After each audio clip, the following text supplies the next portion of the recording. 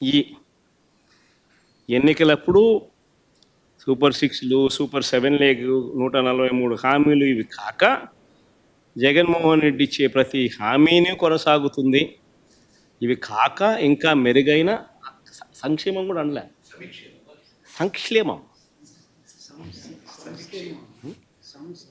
సంక్షేమం ఆ పథకాలు ఇస్తానని చెప్పాడు.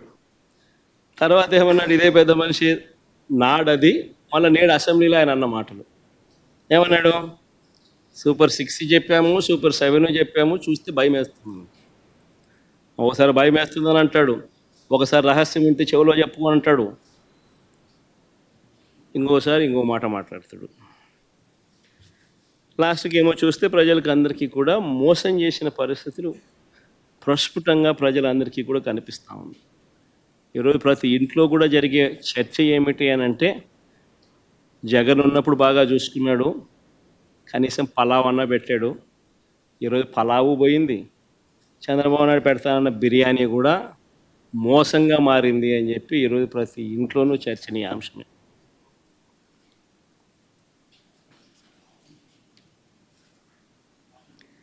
ఆ రోజు ఒకవైపున సంక్షేమ కార్యక్రమాలన్నీ కూడా ఎప్పుడూ రాష్ట్ర చరిత్రలో జరగని విధంగా,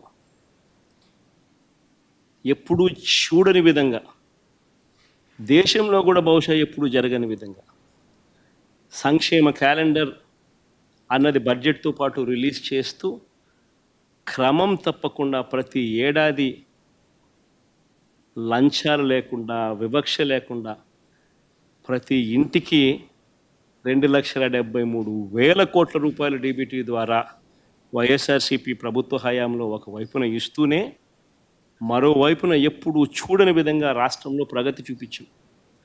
4 సీపోర్ట్లు యుద్ధ ప్రాతిపదికన కట్టడం మొదలెట్టాం. 17 కొత్త మెడికల్ కాలేజీలు రాష్ట్ర చరిత్రలో ఎప్పుడు జరగని విధంగా అడుగులు వేయడం మొదలెట్టాయి. అందులో 5 అప్పటికే కంప్లీట్ అయిపోయి, సీపోర్ట్లు కూడా కట్టే 4 పోర్ట్లలో ఒకటి ప్రైవేటు, మిగతా 3 రాష్ట్ర ప్రభుత్వం కట్టే పోర్ట్లు. మా ప్రభుత్వంలో ఉండగానే రామాయపట్నం పోర్టు అయితే దాదాపుగా 70% అయిపోయింది అప్పటికి. మిగిలిన మచిలీపట్నం పోర్టు, మిగిలిన మూలపేట పోర్టు, శ్రీకాకుళంలో ఉన్న పోర్ట్లు దాదాపు 30% దగ్గర కూడా అయిపోయింది. 17 మెడికల్ కాలేజీలలో మా హయాంలో 5 మెడికల్ కాలేజ్ ఇనాగ్రేట్ కూడా చేసినాం. మిగిలినటి వార్ ఫుటింగ్ బేసిస్ మీద పనులు జరుగుతూ ఉన్న పరిస్థితి. 10 ఫిషింగ్ హార్బర్లు, 6 ఫిష్ ల్యాండింగ్ సెంటర్లు, మొట్టమొదటిసారిగా దేశం మొత్తం మన వైపు చూసేట్టుగా ఎప్పుడు చూడని విధంగా టెక్నాలజీని, స్కిల్లింగ్ను పూర్తిగా అనుసంధానం చేసి పూర్తిగా ప్రజలకు చేరువ చేసిన పాలన ఏదైనా ఉంది అని అంటే అది వైఎస్ఆర్సీపీ ప్రయాణంలో జరిగింది. బిడ్డ పుట్టిన దగ్గర నుంచి